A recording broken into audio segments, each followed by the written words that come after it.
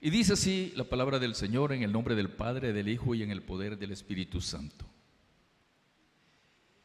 Si su ofrenda fuere sacrificio de paz, si hubiere de ofrecerla de ganado vacuno, sea macho o hembra, sin defecto la ofrecerá delante de Jehová. Amén. Oramos, Padre. Buen Dios y Padre eterno, te damos gracias, oh Dios, por esta porción de tu palabra. Que sea, Señor, de beneficio para nuestras vidas, que podamos aprender de ella, que podamos ponerla por práctica, que podamos ser agradecidos contigo, Señor, porque tú eres el dador de la paz, tú eres el dador de la vida. Agradecido estamos contigo por esta tarde que nos has dado la vida, Señor, para agradecerte. Hace un año estábamos con muchos problemas, oh Dios, con mucho temor, con mucho miedo en nuestras vidas. Pero hoy, Señor, estamos agradecidos porque nos has dado paz, nos has dado la vida, nos has dado alegría, nos has dado regocijo para estar esta tarde invocando tu nombre y agradeciéndote todas tus bondades, tus misericordias y las maravillas que has hecho, Señor, para con nuestras vidas y con este pueblo, Señor. En el nombre de Jesús te damos las gracias. Amén y amén. Pueden sentarse, hermanos. El libro de Levíticos, hermanos, yo en lo personal lo considero como que es una secuencia, un seguimiento del libro del Éxodo. Porque cuando abrimos el libro de Levíticos empezamos a ver la porción de las ofrendas, de los holocaustos, de los sacrificios que el pueblo de Dios ejecutaba para tener una armonía, una paz, un reconcilio con Dios. Y esto no es porque el pueblo de Israel se lo había inventado, sino porque Dios se lo había trazado a Moisés. Dios le había dado los señalamientos, los estatutos, los mandamientos para llevar a cabo todos estos actos de sacrificio. Y estos actos tenían un solo propósito: conducirnos a la venida del Mesías. Todos los sacrificios, todos los actos que estaban en el libro de Levíticos y en el final del libro de Éxodo, todo anticipaba la venida del Mesías. Y usted puede ver que cuando Israel salió de Egipto, ellos se asentaron, dice, en el desierto del Sinaí. Y ahí erigió Moisés el tabernáculo de reunión. Allí Dios le dio las medidas, las dimensiones, la altura, el diseño de todo el tabernáculo, cómo iba a ser construido. Y cuando lo terminó de construir, empezó Dios a darle los sacrificios de ofrendas que el pueblo iba a hacer. Cuando yo leí el libro de Levíticos, yo pensaba que el libro de Levíticos hablaba de la vida sacerdotal, que se refería estrictamente a la tribu de Leví en el acontecer, porque acuérdense que la tribu de Leví, Dios la había escogido para el servicio propio de él. El servicio, la adoración, el mantenimiento del templo, toda la estructura que había para llevar a cabo las ceremonias religiosas, había constituido a la tribu de Leví. Y en lo personal yo pensaba que el Levíticos estaba atribuido especialmente a la tribu de Leví, pero no, sino que era en general para todo el pueblo de Israel, como lo es para nosotros en este día.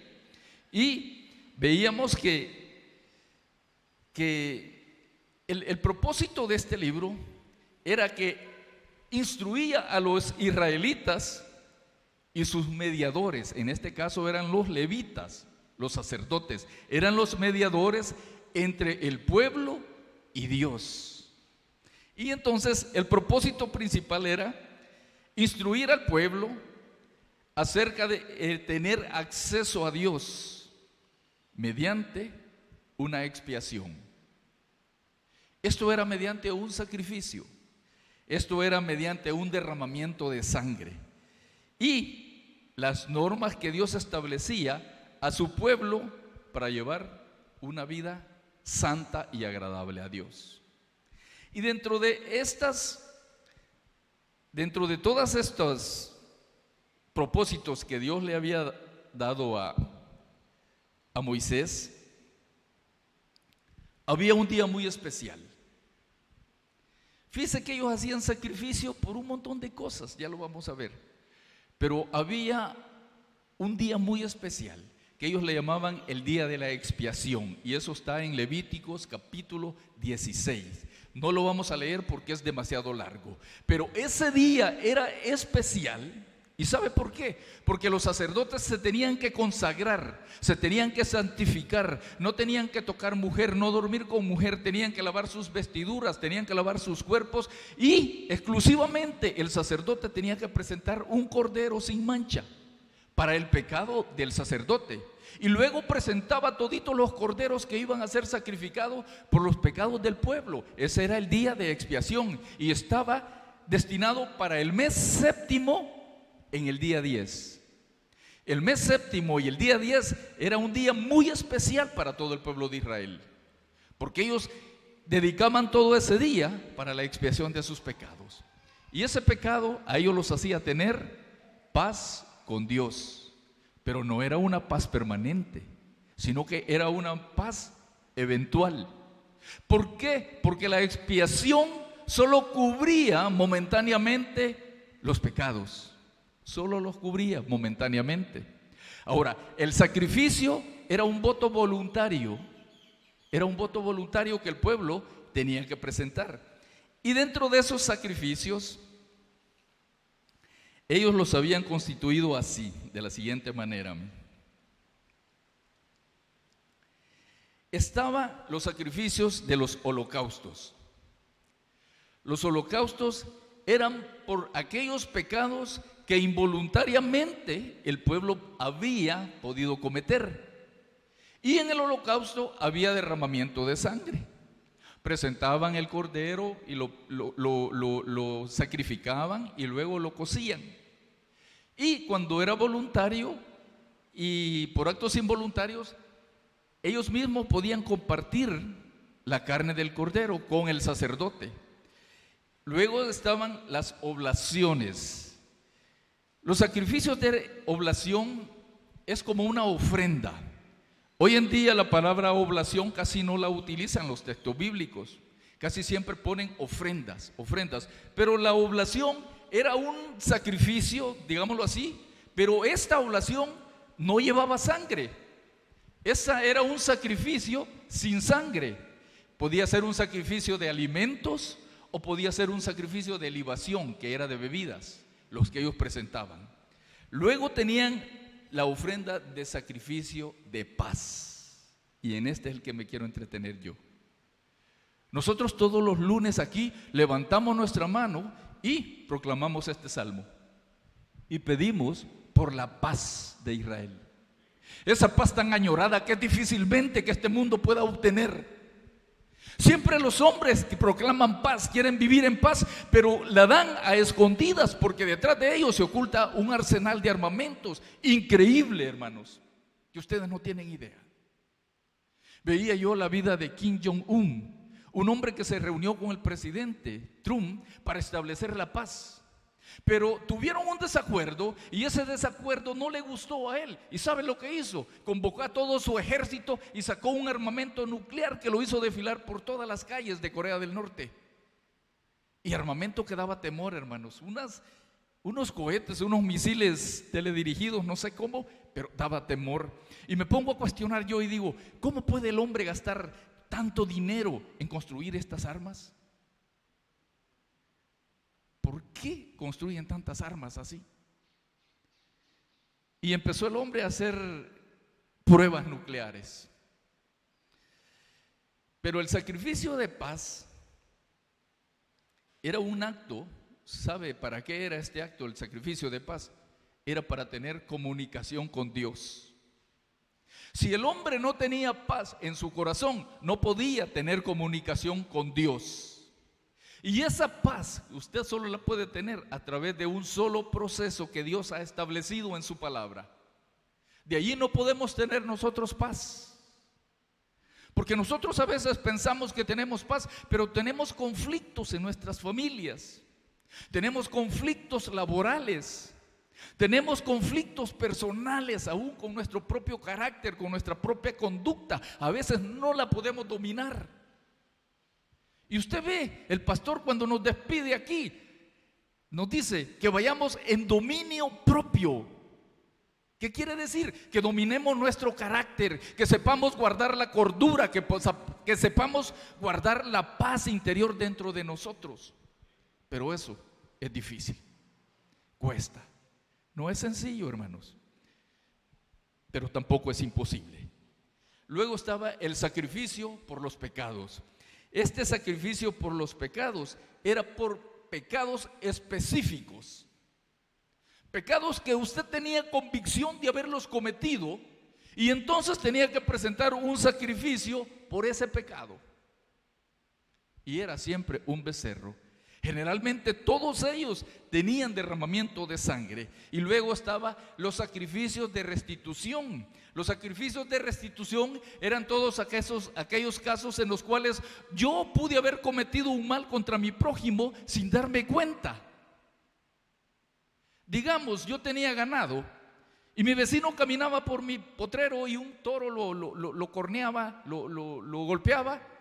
Yo tenía que hacer una restitución por el daño ocasionado, algo que me pertenecía a mí. Y muchas veces nosotros cometemos esos pecados y no nos damos cuenta. Y restituirlos a veces es difícil para nosotros. Pero esta restitución llevaba una limpieza más que todo de interioridad. Y tampoco implicaba un sacrificio de sangre, sino que era restituido con un porcentaje económico, con un 20%, con un 5%. Y usted lo puede ver ahí en las escrituras, ahí está escrito, que se le pagaba al sacerdote también un porcentaje por ese pecado, por ese sacrificio de restitución.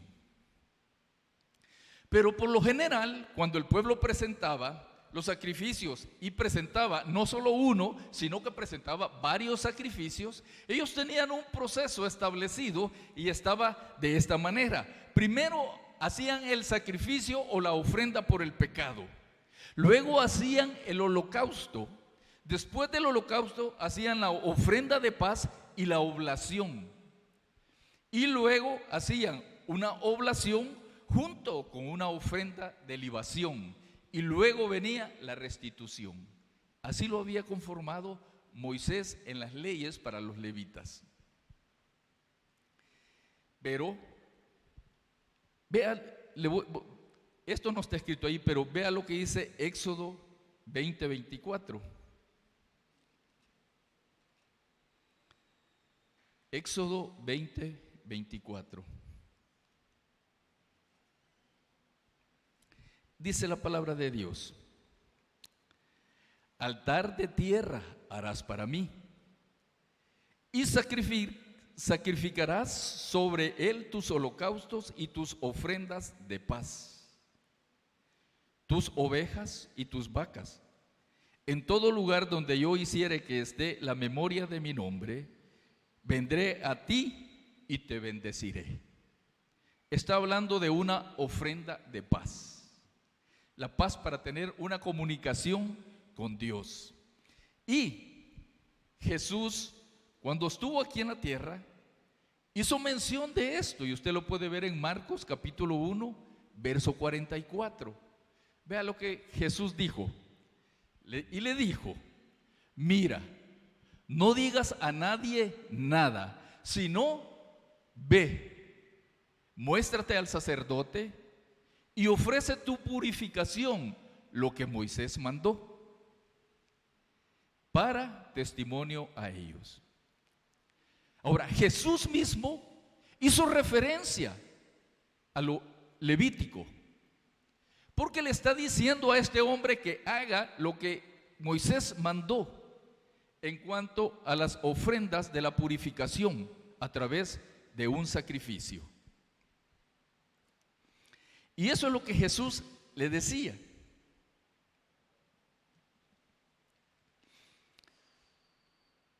Que era una ofrenda, tal vez había sido por la sanidad de la cual el hombre había recibido, pero Jesús hizo mención de ello. En Marcos capítulo 1, verso 44, hizo esa referencia Jesús. De modo que el libro de Levíticos también lo sabía de memoria Jesús. Lo sabía. Porque sabía que todo lo que estaba escrito en ese libro hablaba acerca de él, de su vida y de su propósito para con el pueblo de Israel.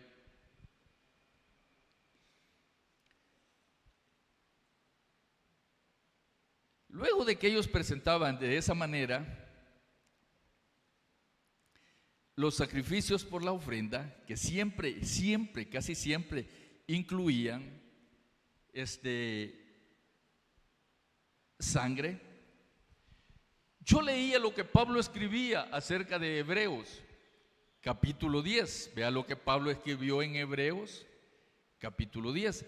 Aunque les soy honesto, entender a Pablo a mí me cuesta mucho, porque él habla unos términos que a mí me confunde, pero dice así, mire: porque la ley, teniendo la sombra de los bienes venideros, no la imagen misma de las cosas.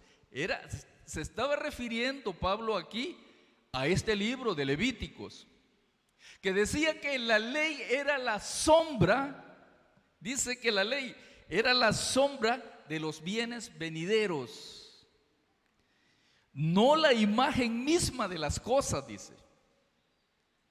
Nunca puede, por los mismos sacrificios que se ofrecen continuamente cada año, hacer perfectos a los que se acercan. Oiga, dice que continuamente cada año hacían estos sacrificios los israelitas, pero esos sacrificios no los llevaba a ellos a la perfección. De modo podemos concluir nosotros que esos sacrificios eran por tiempo, de manera que eran temporales, por decirlo así. Eran temporales los sacrificios que ellos hacían. Por eso los hacían continuamente, porque duraban cierto tiempo, luego ellos caían y reconocían que tenían que llevar otro sacrificio de ofrenda a Dios. De otra manera, dice, cesarían de ofrecerse, pues los que tributan este culto limpios una vez no tendrán ya más conciencia de pecado. Oiga, Pablo está hablando de que había un sacrificio que ya no era necesario repetirlo continuamente, porque él era permanente y para siempre ese sacrificio. Pablo estaba haciendo referencia y comparando el día de expiación. En aquel día especial que ellos se santificaban, se purificaban, presentaban sus holocaustos, sus sacrificios constantemente, cada vez al año hacían eso. Cada vez al año, una vez por el año hacían el día de expiación. Pero en estos sacrificios cada año se hace memoria de los pecados, decía Pablo. Porque la sangre de los toros y de los machos cabríos no puede quitar los pecados. Por lo cual, entrando en el mundo, dice: sacrificio y ofrenda no quisiste, mas me preparaste cuerpo. Holocausto y expiaciones por el pecado no te agradaron. Entonces dije: he aquí que vengo, oh Dios, para hacer tu voluntad. Con el rollo del libro está escrito de mí. Pablo está hablando aquí del sacrificio que Jesucristo iba a presentar de una vez por todas, eliminando todo el sacrificio de los corderos y machos cabríos que en los tiempos antiguos hacían. Cristo los restituyó a todos. Y esa muerte de Cristo, ese derramamiento de sangre de Jesucristo en la cruz, eliminó todos nuestros pecados para siempre. Y esa fue la mejor ofrenda de paz que pudo haber obtenido la humanidad, porque esa ofrenda de paz que Cristo se presentó nos llevó a tener una comunicación constante con Dios. Ya no tenemos que presentar sacrificios, ya no, porque fue presentado una vez y Él borró, limpió todos nuestros pecados de una vez para siempre. ¿Que vamos a pecar? Sí, vamos a pecar.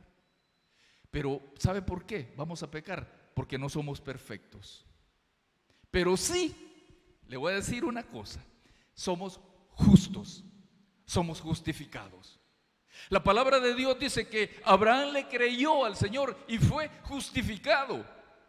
No dice que Abraham fue perfecto, no. Abraham cometió errores y pecó, pero fue justificado delante de Dios. Lo mismo hacemos nosotros. Cuando nosotros creemos que Jesucristo fue el sacrificio de paz, nos hacemos justos delante de Dios, nos justificamos.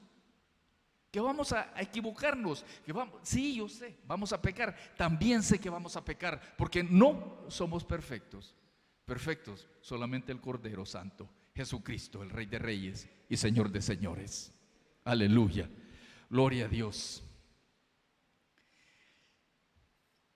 Y esto decía Pablo: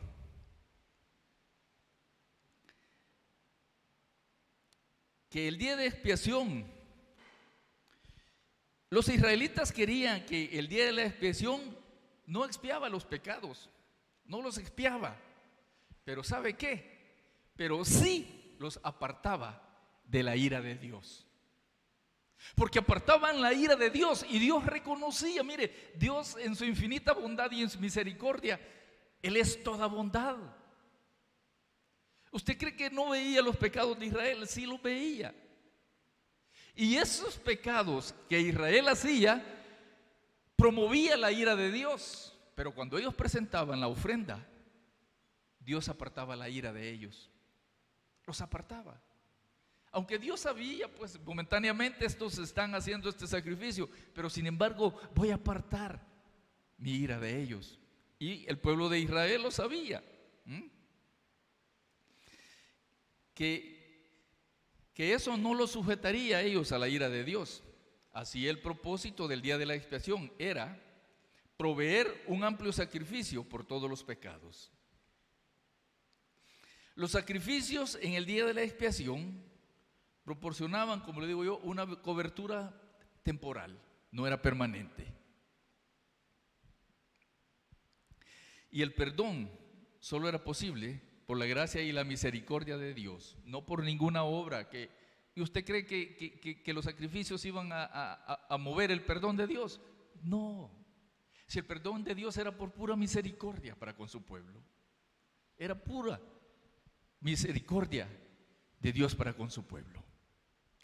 Ahora, esto fue en la época pasada. ¿Qué es lo que vivimos nosotros hoy en día? En los años de 1833, en una ciudad de Suecia, su capital era Estocolmo, nació un hombre. Este hombre se llamó Alfred Bernard Nobel. Este hombre nació en una familia acaudalada, estudió, tuvo muchos títulos, fue químico, farmacéutico, fue ingeniero, fue inventor y fue escritor. Hizo una fortuna, y esa fortuna que este hombre acaudaló, empezó a construir unas fábricas de metalúrgica. Y en esas fábricas de metalúrgica, este hombre empezó a construir armamento para que los hombres se destruyeran y se mataran. Hizo tanto dinero este hombre que usted no tiene ni idea. No tiene ni idea. Pero un día, en un periódico francés, él leyó su obituario. Y cuando lo leyó, a él le cambió la vida. Porque en su obituario decía: ha muerto el mercader de la muerte. Y cuando él lo leyó, todo lo que decía ese periódico acerca de su vida, eso hizo conciencia dentro de él. Y él dijo: si este periódico piensa esto de mí, ¿qué pensará la humanidad de mí? ¿Qué legado voy a dejar yo a la humanidad cuando me muera? Van a pensar que yo fui un asesino, que yo fui un criminal, que yo comercié con toda la vida de muchas gentes. Y eso quizás le hizo llevar a él un cargo de conciencia. Y meditó y dijo: no, yo voy a cambiar mi vida. Yo voy a cambiar de lo que soy. ¿Y sabe por qué? Porque dentro de los inventos que él hizo, aproximadamente se le contabilizan 355 inventos. Y entre ellos está un elemento que él descubrió que se llama la tetraglicerina, que es un elemento que lo utilizan para hacer armas de destrucción masiva. Y de entre ellos también él inventó la dinamita. Él la inventó. Y eso después, cuando vio las consecuencias de sus inventos, que había matado mucha gente, le dolió en su corazón. Y dijo, no, yo voy a cambiar. Que la humanidad no piense que Alfred Bernard Nobel es un criminal que comercializó con la vida de seres humanos. Yo voy a cambiar y voy a hacer un testamento en el cual se premie, oiga bien, le den premio Nobel a los que trabajan en la rama de química, a los que trabajan en la rama de la fisiología, a los que trabajan en la rama de la física, a los que trabajan en la literatura y a los que promueven la paz. A ellos voy a reconocer yo con todo el dinero que yo he acaudalado. Y lo estableció en su testamento. Y así, en el año de 1901, en la ciudad de Oslo, Noruega, el telón se abrió y en escena apareció Alfred Nobel dando la primer gala y entrega del premio Nobel en todas esas ramas a los que habían contribuido. Y me llama a mí la atención ese premio que estimulan para la paz. Es una cantidad de dinero y se la gana aquel hombre que ha promovido o que ha tenido que ver en estatutos o en actos que conllevan a unas partes que están deliberantes en una guerra civil o en una guerra convencional, a establecer pactos de paz y a que hayan menos muertes en esas batallas. Y desde 1901 hasta el día de hoy, ese premio es galardonado a alguien. Yo recuerdo cuando era más joven que el presidente de Costa Rica ganó ese premio Nobel de la Paz.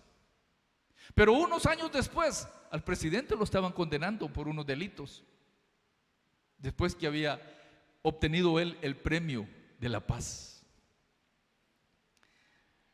Ahora bien,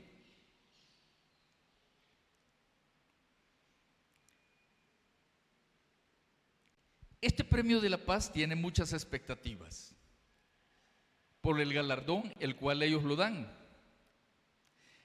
Y se lo dan a la persona que establece la fraternidad entre las naciones, que de alguna manera ha promovido estatutos para evitar conflictos bélicos y promover los acuerdos de paz.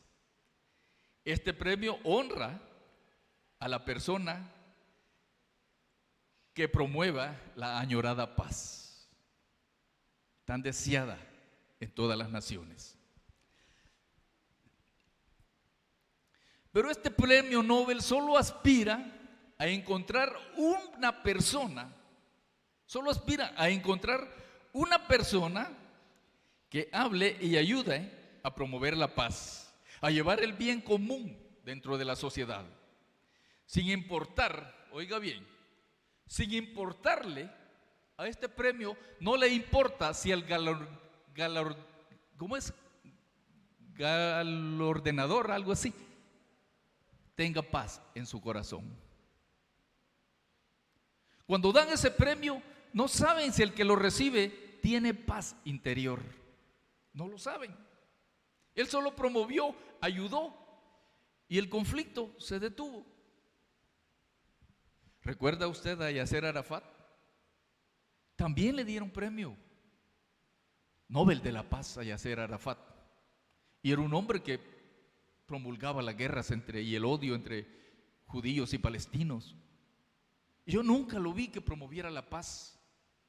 Siempre tuvo sus intereses propios y nunca estableció la paz. Pero al premio Nobel no le interesa si el ganador tiene paz en su interior. Pero la vida cristiana estimula y experimenta, dice, una norma más elevada que solamente la simple paz. La vida cristiana estimula a llevar una vida más elevada por lo que dijo Jesús en Mateo 5:9. Vea lo que dijo Jesús en Mateo 5:9. Dijo Jesús así, mire: bienaventurados los pacificadores, porque ellos serán llamados hijos de Dios. Mire qué galardón más grande, ser llamado hijo de Dios, el ser pacificador uno. Fíjese, hermano, que le voy a contar algo así a modo de testimonio.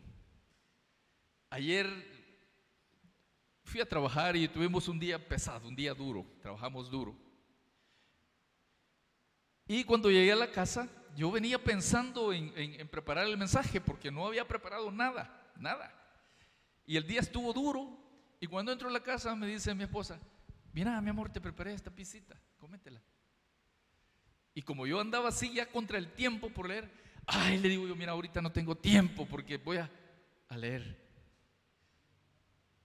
Voy a leer un poco la Biblia porque tengo que preparar el mensaje. Y yo vi la disolución de ella en su rostro. Y después reflexioné yo: ¿por qué contesté así?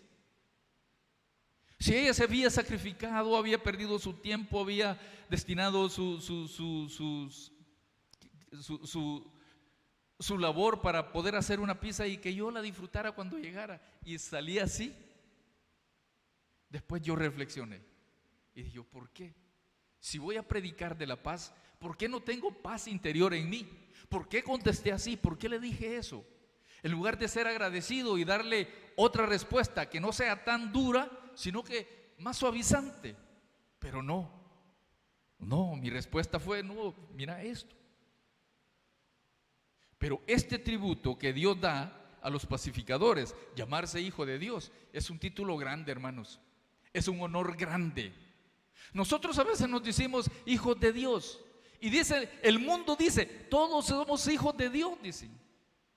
La mayoría, todos dicen, fuimos creados por el mismo Padre, todos somos hijos de Dios. Eso es el concepto que el mundo tiene.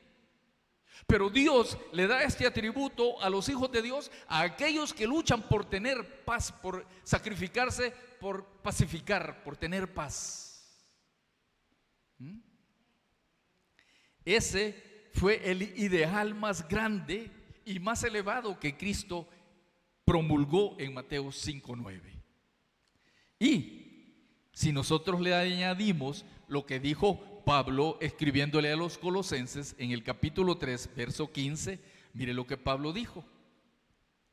Y mire cómo dice: y la paz de Dios gobierne vuestros corazones, a la que asimismo fuisteis llamados en un solo cuerpo, y ser agradecidos. La paz de Dios. Esa paz de Dios solo puede resultar a través de un proceso, y ese proceso se llama santificación.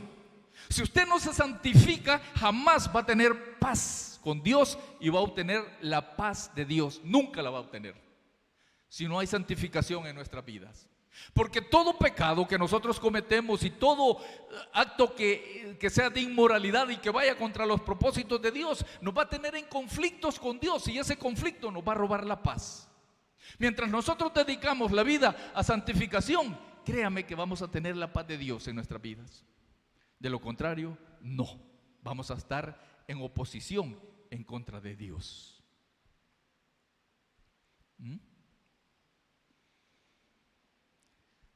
La paz resulta de la santificación. Eso decía Pablo. Y en la unidad, cuando dice él, la paz de Dios gobierna en vuestros corazones, a la que asimismo fuisteis llamados en un solo cuerpo. ¿En cuál cuerpo fuimos llamados nosotros? ¿Sabe en cuál cuerpo nosotros podemos tener paz? En el cuerpo de la iglesia. Si la iglesia tiene paz, en la iglesia hay resultados de la mano de Dios moviéndose en favor de ella. Hay sanidades, hay respuestas a nuestras peticiones y oraciones.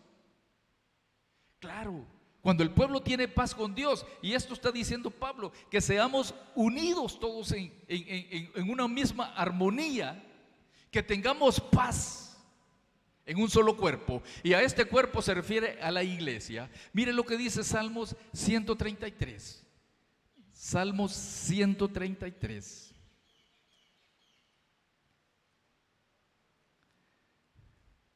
Es precioso ese salmo, lo que dice, mire.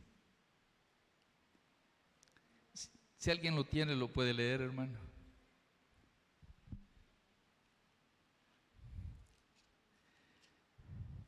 Salmos 133. Dice así: mirad cuán bueno y cuán delicioso es habitar los hermanos juntos en armonías. Es como el buen óleo sobre la cabeza del cual desciende sobre la barba de Aarón, y baja hasta el borde de sus vestiduras, como el rocío de Hermón, que desciende sobre los montes de Sión, porque ahí envía Jehová bendición y vida eterna. Mire, cuán delicioso es habitar los hermanos juntos en armonía. De esto estaba hablando Pablo también, que hemos ido nosotros a obtener esa paz a través de un solo cuerpo, que es en el cuerpo de la iglesia. Por eso, sed agradecidos. Yo quisiera que en esta tarde usted se imaginara, oiga bien lo que le voy a proponer, que usted se imaginara que en todo el planeta, que en todo el universo, siquiera un día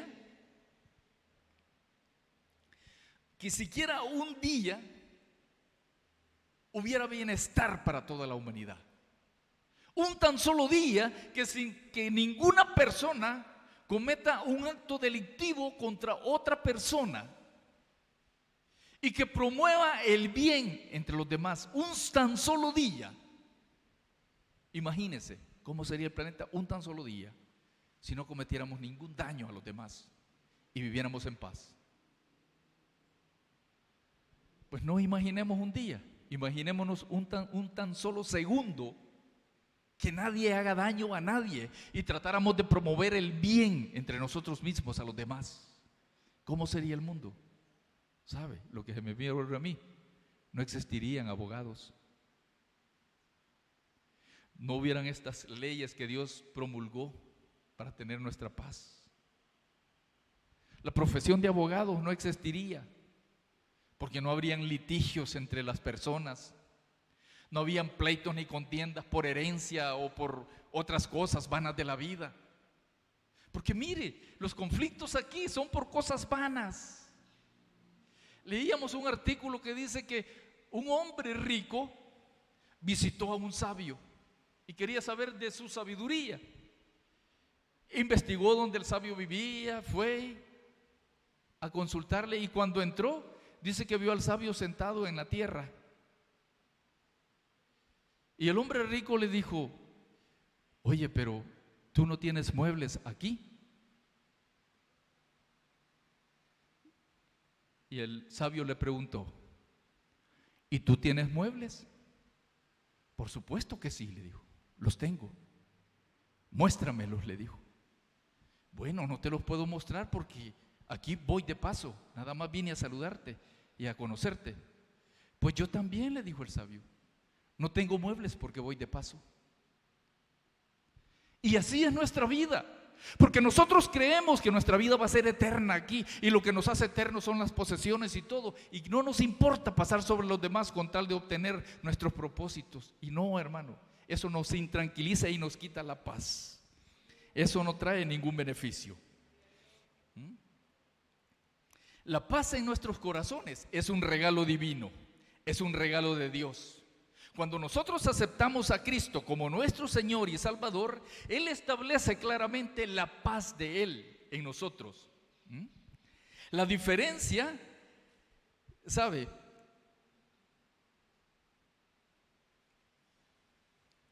Que cuando nosotros aceptamos a Cristo, dije que tenemos esa paz que Cristo da en nuestro interior, la que anhelamos. Ese es el resultado de la paz de Dios. La diferencia de los objetivos que propone el premio Nobel y el cristianismo es que el premio Nobel busca la paz como un estado que los seres humanos pueden obtener a través de sus iniciativas. Eso promueve el premio Nobel a través de sus iniciativas, de sus proyectos y de sus relaciones interpersonales. Pero el objetivo de la paz que Dios da es que las personas encuentren la paz con una relación íntima con Él. Solo así podemos obtener esa relación íntima con Dios. Porque en el escenario del premio Nobel, Dios no es el centro. Dios no está presente. Dios no está ahí. Cuando hacen la entrega de esos galardones, Dios no está presente, hermanos. No está presente. Y por eso, aunque cada año muchas más personas ganen ese premio Nobel, los conflictos nunca se van a terminar, porque Dios no está presente. Nunca se van a terminar. Vea lo que se escribió en el libro de Juan, capítulo 14, verso 27. Dice así: la paz os dejo, mi paz os doy. Yo no la doy como el mundo la da. No se turbe vuestro corazón, ni tenga miedo. Primero dice la paz y luego dice mi paz. Hay una diferencia en ese versículo entre la paz y mi paz. ¿Sabe cuál es la diferencia? La diferencia es que la paz de Dios usted la obtiene cuando recibe a Cristo como su único y suficiente Salvador y declara con sus labios que Él es su Señor y Salvador. Viene la paz, inunda su corazón y hay una paz dentro de su interior. Mire, yo recuerdo, hermanos, cuando yo acepté a Cristo, fue allá por 1983, 84. Y lo acepté en mi lugar de trabajo, a la hora del almuerzo, del receso. Y mire, cuando yo lo acepté, yo no sé lo que sucedió ahí. La verdad es que tenía un compañero que era cristiano y él me hablaba de Cristo, hasta que un día me dijo, yo le pedía una cosa a él y se lo pedía constantemente, hasta que un día él me dijo: Herbert, lo que hoy estás pidiendo, dice Dios que hoy te lo da. ¿Estás dispuesto? Sí, estoy dispuesto, le dije yo. Bien, venite, me dijo, y fuimos. Y me dijo él: ¿tenés a Cristo en tu corazón? No, le dije yo. Pues dile a Jesús que sea el dueño de tu corazón, que entre a tu corazón y Él te va a dar paz. Él te va a dar una paz que no la vas a entender. Y mire, cuando yo hice la confesión de fe, sabe que yo empecé a llorar allí en el lugar de trabajo. Empecé a llorar y a llorar. Y él me dijo: no, aquí te dejo, Dios está contigo aquí, ahí quédate con Él, me dijo. Y él se fue y me dejó. Y yo empecé a llorar, hermanos, a llorar. Y sentí un alivio en todo mi cuerpo. Yo sentía que mi cuerpo era livianito, como que flotaba en el aire. Fue algo que jamás lo he sentido hasta el día de hoy. ¿Pero por qué? Porque Dios estaba poniendo la paz de la que Él habla, que dice: la paz os dejo. Y esa paz fue la que Él dejó. Ahora, mi paz, ¿se acuerda lo que yo le dije, lo que hacían allá en el libro de Levíticos? Que hacían los sacrificios de sangre para tener paz con Dios y ser apartados de la ira de Dios. Entonces, mi paz que dijo Jesús es el sacrificio que Jesús presentó en la cruz y derramó su sangre para quitar todo el pecado de nuestra vida permanentemente y para siempre. Aunque cueste creerlo, es una verdad. El enemigo quiere tomar nuestras mentes y decirnos que eso es mentira, que Cristo no quitó nuestros pecados porque de continuo nosotros pecamos, pero es una realidad. Cristo quitó el pecado permanentemente y para siempre a través de esa sangre derramada en su cruz. Eso es cierto. Y esa sangre de Cristo en la cruz es la paz del Señor.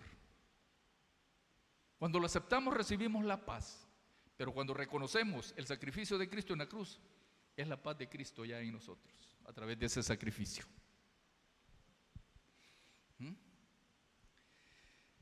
Esa es la diferencia entre la paz y mi paz.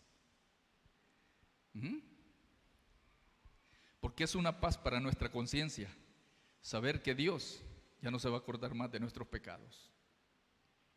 Esa es una paz, saber que Dios ya no nos va a juzgar por nuestros pecados, que ya no vamos a presentar a ese juicio, que todos nos vamos a presentar un día. No, ya no, porque hemos reconocido la paz del Señor a través de la sangre de Cristo. Así Jesús dijo que no nos dejaba la paz, porque se iba a cumplir en la obra que debía reconciliar a Dios por medio de ese precio de sangre.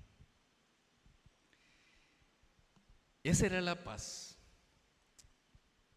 Por eso nosotros debemos de aprovechar la oportunidad y de buscar la manera de cómo podemos promover la paz y no prestarnos para llevar desacuerdos y conflictos. No, hermanos, ya no estamos para eso. Aunque nunca, tal vez nosotros nunca nos vamos a ganar un premio Nobel por la paz, ni a Cristo se lo van a reconocer, que es el autor de la paz. Nunca lo van a reconocer.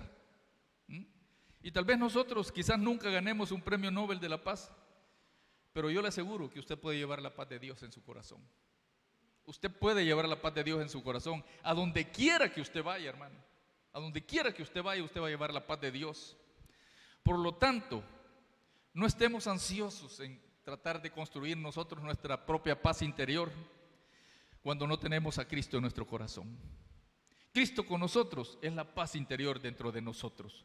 Y así yo quiero terminar con estas palabras que están pronunciadas en el libro de Números 6, 24 y 26. El libro de Números 6, 24 y 26 dice así: Jehová te bendiga y te guarde. Jehová haga resplandecer su rostro sobre ti y tenga de ti misericordia. Jehová alce sobre ti su rostro y ponga en ti paz. ¿Por qué se escribió esto? ¿Por qué el libro de Deuteronomios hace mención que Jehová ponga la paz sobre ti? ¿Sabe por qué? Porque somos llamados a promover y a promulgar la paz. A eso hemos sido llamados. No podemos nosotros poner a las personas en conflicto. Fíjese que una vez viajaba yo en un microbús y el microbús vino a chocar ahí en el redondel de Merliot. Chocó porque el conductor no respetó el alto, ni respetó al que tenía derecho de vía. De modo que el hombre me quiso a mí hacer que yo mintiera a la policía.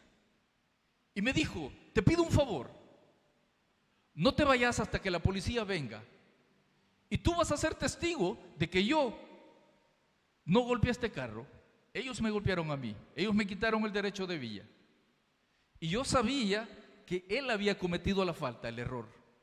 Yo al hombre no le dije nada, no le di respuesta, no le contesté. Sin embargo, me quedé allí hasta que la autoridad llegara. Como a los 10, 15 minutos llegó la autoridad. Y empezaron los alegatos. No, que vos tuviste la culpa, no, que mira, que vos, que... Y empezaron a discutirse. En eso vino el motorista y le dijo: mire, señor agente, le digo, yo tengo testigo de lo que yo hice. ¿Quién es tu testigo?, le dijo. Él. Y me señala a mí, hermanos. Y me señala a mí. Y dije yo: este me está poniendo a mí en conflicto. Porque él está mintiendo y no es así la realidad de las cosas. Y me dijo el señor agente: ¿usted vio los hechos? Sí, señor, le dije, yo lo vi. ¿Cómo fueron?, me dijo. Él no respetó el alto, le dije. Él fue el culpable. Él golpeó al otro vehículo cuando el otro vehículo tenía derecho de paso, le dije. Y por su misma egocentrismo, le digo, no quiso detenerse y continuó, le digo. De modo que todo lo dañó, le dije. Ah, pues sí, me dijo. Gracias, te lo agradezco. Puedes irte, me dijo. Y me fui antes de que el hombre me regañara, hermanos. Y que me golpeara. Porque él creyó que yo iba a estar a favor de él. No. En ningún momento. No. Uno hay que ser imparcial, hermanos.